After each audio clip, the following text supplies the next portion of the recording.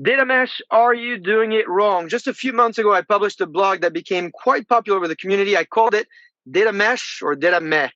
And it was the week that I announced that this CarCast was syndicated on VentureBeat. Also, it was a few weeks after Zhamak, the inventor of the data mesh concept, had launched our own company, Next Data, to help companies make the data mesh a reality. And my argument at the time was the idea of the data mesh had been so transformed by detractors and vendors that now it was confusing data AI and analytics leaders like you who are trying to make important choices as they impact your company and then potentially your career as well. So this week, I've invited one of the original creators of the data mesh to debate with me on this topic. He and I actually will be doing an interactive session this coming Thursday that is run by ThoughtWorks, where we'll explore use cases, real life examples. What does it look like to succeed with the data mesh methodology? So my goal today is to make sure you discover him and we get started to talk about the topic, so you can send us your questions between today and Thursday. All the information on that session is going to be down here and in my blog, so you know where to find it. You can also check it out on my LinkedIn feed. But before we do all of that, as usual, I want to point you to people that you need to know and follow, and resources that I think might be useful for you if you're in the data space, if you're the VC space, entrepreneurship, and leadership space. My first and second data heroes are Adrian and Leandro of Mercado Libre. If you don't know Mercado Libre, this is a gigantic e-commerce platform. Their NASDAQ ticker is MELI, M-E-L-I. And both of these leaders are in charge of an incredible transformation of the company. If you remember, Adrian was on the Data Journey programs a few weeks ago. And when I visited Sao Paulo a few months ago, I had the honor of spending some time with Leandro, who shared some best practices on data products. And the LinkedIn share of that post had almost reached 180,000 views. So I'd say it's popular. And if you're in the business of modernizing your data stack, building data mesh data products, this is going to be a resource you're going to want to check out. I'm going to put it down here as well for you, but also two leaders that you need to make sure you're in touch with. And then my third example, it's actually not in the world of data, but in the world of entrepreneurship. Mark Randolph is one of Netflix co-founders, and this past Friday, Netflix celebrated its 25th birthday, and it's a company I've always looked up to for the culture aspect of the organization. They shared, I think, back in 2009, this great deck that was talking about the culture. They also had a book in 2020 that Reed Hastings and Aaron Mayer published called The No Rules Rule, which was really a great book around how to build a culture as a competitive advantage. In fact, I quoted Netflix in my book, Drive Business Performance, where the quote was, "A strong culture can be a sustainable competitive advantage, if not the only competitive advantage, because it cannot be duplicated, unlike your products or price point or a delivery system." So why do I like the Netflix story so much? Well, because culture to start with, but also I think if you're in the business of launching your own company, it really gives you the formula for being successful. And to me, the formula is one, you need to have a contrarian point of view. That's the essence of a startup. You need to think about the future, where the future is going differently. You need to have the willingness of persisting when everybody else is telling you that you are wrong. And then finally, of course, you have to be right. And I think Netflix kind of exemplifies those three things, which brings me to the VC startup entrepreneurship resource that I think you should check out this week, Guy Kawasaki's Top 10 Mistakes of Entrepreneurs. If you are looking to launch a company, and I know many of you might be, you have to watch that video. It has a ton of very useful, pragmatic advice in it. My favorite is the rule of 10, 20, and 30. I'm not going to tell you what that is. You'll have to watch the video. I had the opportunity of spending time with Guy, not when he was at Apple, but when he was a VC. And this is someone I learned a lot from. So you definitely want to follow him. I'm going to post as well in my blog a video that he and I did sharing more and talking about his work. And again, if you're in the business of launching a company or being innovative in the data, AI, and analytics world, there's two resources in addition to Guy Kawasaki's resource that I think you should take a look at. The first one is Gartner's IT spending forecast for 2023. There's a lot of good news there, actually positive news. They're projecting an overall growth of 5.5% compared to 2022, and a double-digit jump in the software segment. So it's consistently growing, and it's really good news for all of us. And then second, the top trends in DNA for 2023 by Gartner. Three themes here. from platforms to ecosystems. Don't forget the humans and think like a business. I guess discuss these themes with Michael at the CXO talk that we did this past Friday. I'll put the link to the video as well for you. But these three themes are a great intro to my guest today. Platform to ecosystem. Don't forget the humans and think like a business. That really connects well to the data mesh topic. So without any further ado, let me bring our guest. Our guest is John Spence from ThoughtWorks. He's a VP there. He's been at the company since 2003. So that's 20 years. So he certainly has been at the very beginning of the company with a few hundred employees and now 13,000 employees or so. And he's been at the beginning of this data mesh movement. So let's start with the basics here. John, first, thanks for joining the CarCast. I have sunglasses for you when we meet in person. I know you're on the East Coast. So let's start with the basics. You know, what's the data mesh? What is the problem that we're trying to solve for with the data mesh concept? Great, Bruno. Thanks for having me today. And going back to about 4 or 5 years ago, I think when Jamak was still part of ThoughtWorks, we were seeing a number of clients struggle with keeping up with the demand for data. And what was happening was the organizations were scaling at such a rate, both in terms of the demand, but also the diversity of the demand, the different use cases. It wasn't just operational reporting. It's supporting integration with all of your systems of engagement. It's supporting all these data scientists now you have working for your organization. And so both the scope, the breadth, and the complexity of the demands were overwhelming the organizations. And so we took a page out of the book that had been employed to build up these hyperscalers, to build these complex applications. How do we think about distributed systems? How do we decentralize to handle complexity, to handle massive scale? And so that's the genesis of data mesh. How do we take those lessons we learned in 2000, 2010 and up and apply them to the world of data? And modernizing your approach. Now, you have come up with great principles for the data mesh. So what are these principles that people should pay attention to? Yeah, and they're presented as principles because it's not a script. It's not simply just go out and do these 4 exact things. It's adhere to these principles as you design, as you employ your technology. Think along these terms, because there are many ways to get it right. And as we're going to talk about later too, there are many ways to get it wrong. But they've been presented as principles so people can adapt them and use them in their context. And the first one is domain-driven ownership. And so this is a problem, and I've been in the data space well before I joined ThoughtWorks. And so I've seen that problem of producers and consumers and the virtual distance between them.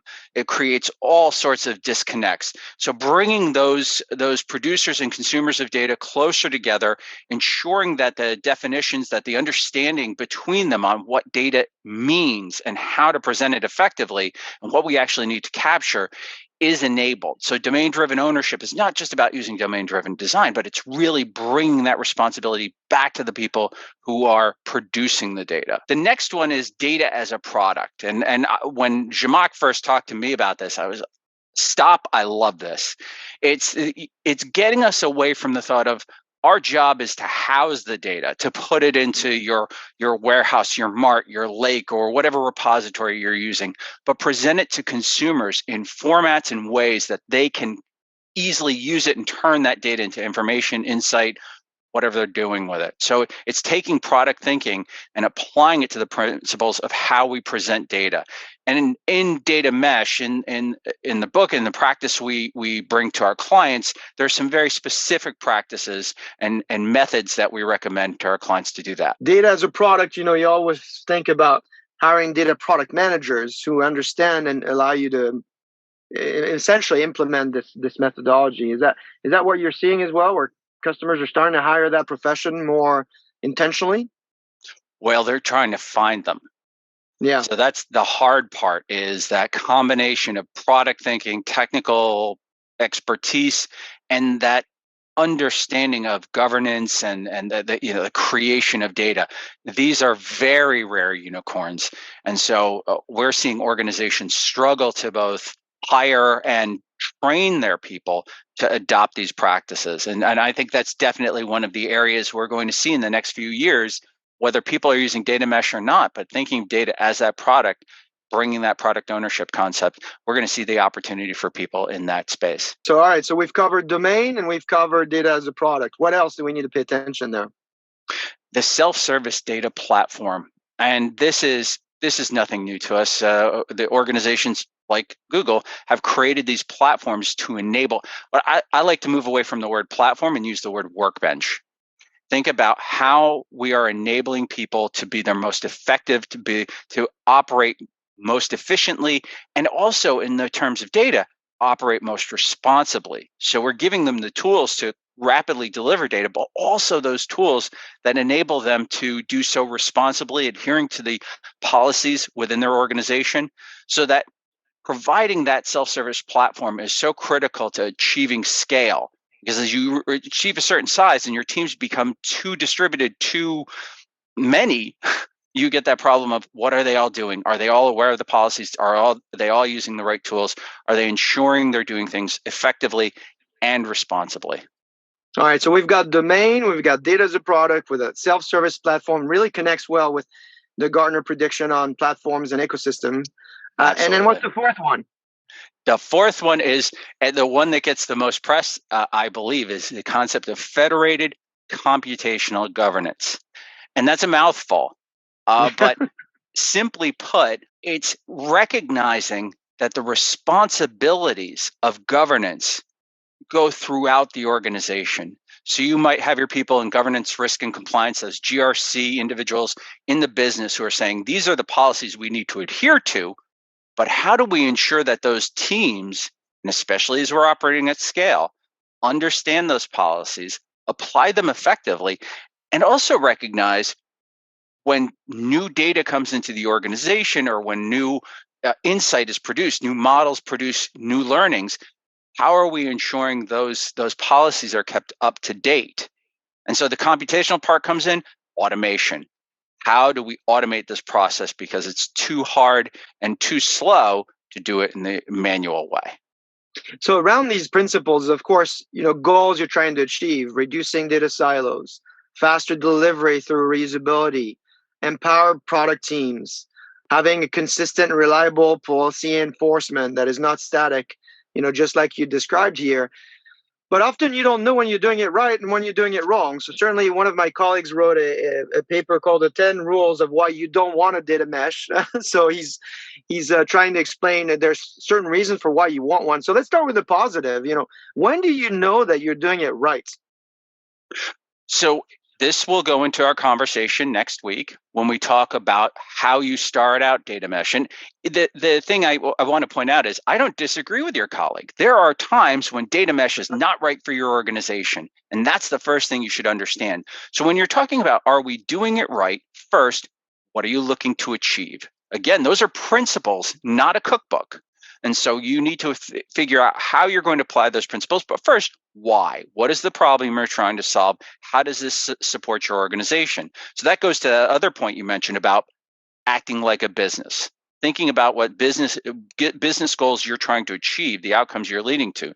So I'm giving a very consultative answer to this. It depends. But you're doing it right when you are accelerating the delivery of data to your consumers. You know that what you're doing it right when they're gaining confidence in that data, when they're using it effectively and the demand is in fact increasing, the pace, the tempo is starting to increase. So you know that you're doing things right when you are meeting demand and driving greater demand because that data is it's accessible, it's trustworthy, it's secure, it's self-describing, all of the good properties of a data product.